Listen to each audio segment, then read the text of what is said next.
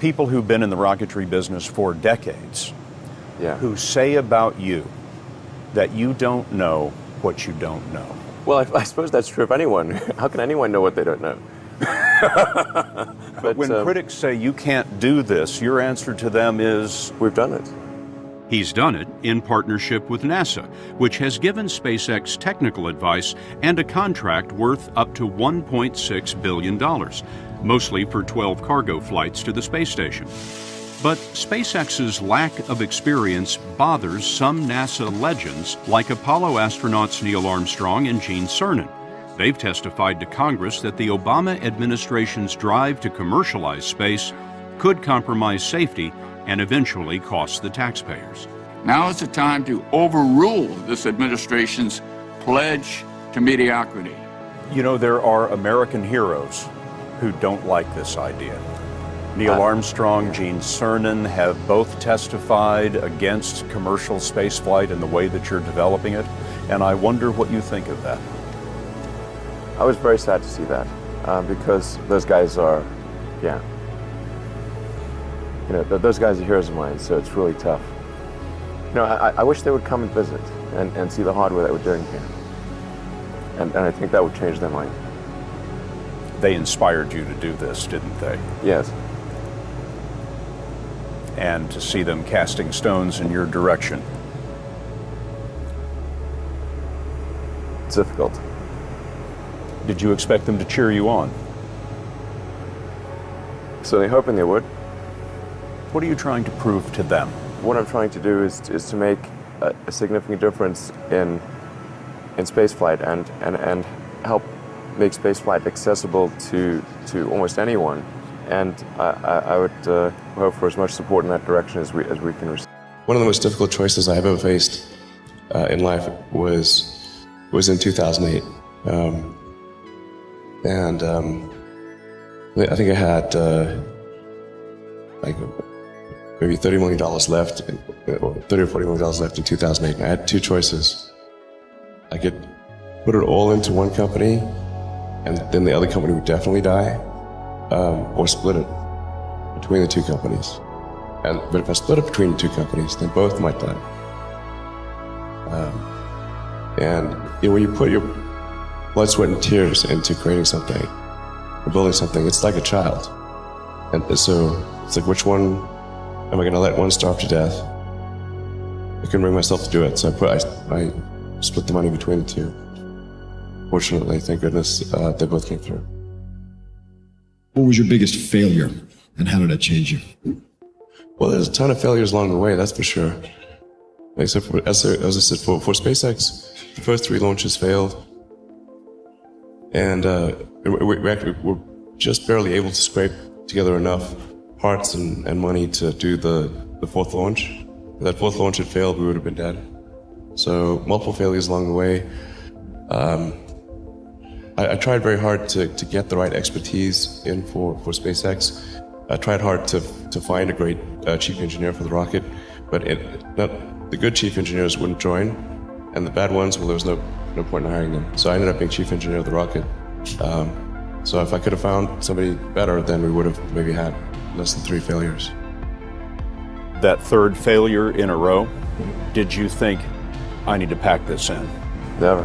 Why not? I don't ever give up. So many people tried to talk me out of starting a rocket company. It was crazy. One good friend of mine collected a whole series of videos of rockets blowing up and made me watch those. He just didn't want me to lose all my money. We're doing these things that seem unlikely to succeed, and we've been fortunate, and at least thus far they have succeeded. Now is the time to take risk. You don't have kids. As you get older, your obligations increase. And once you have a family, you start taking risks not just for yourself, but for your family as well. It gets much harder to do things that might not work out. So now is the time to do that before you have those obligations. So I would encourage you to take risks now. Do something bold.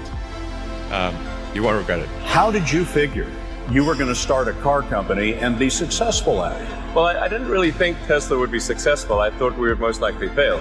But I thought that we at least could address the false perception that people had that an electric car had to be ugly and slow and boring like a golf cart. But you say you didn't expect the company to be successful, then why try? If something's important enough, you should try, even if the probable outcome is failure.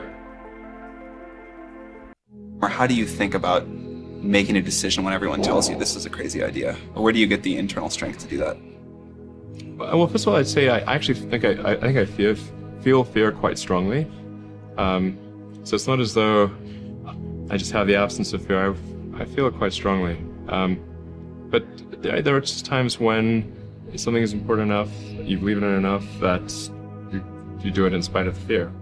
I think about what technology solution is necessary in order to achieve the particular goal, and then try to make as much progress in that direction as possible. I think being a multi-planet species and being out there among the stars is important for the long-term survival of humanity, and that's one reason.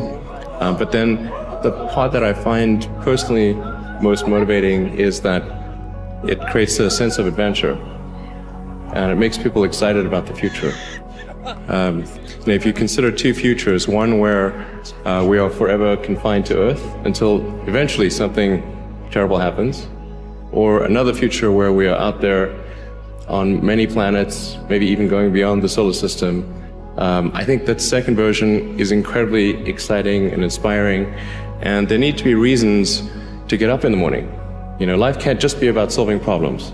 Otherwise, what's the point? There's got to be things that people find inspiring and make life worth living. When my brother and I were starting our first company, instead of getting an apartment, we just rented a small office and we slept on the couch.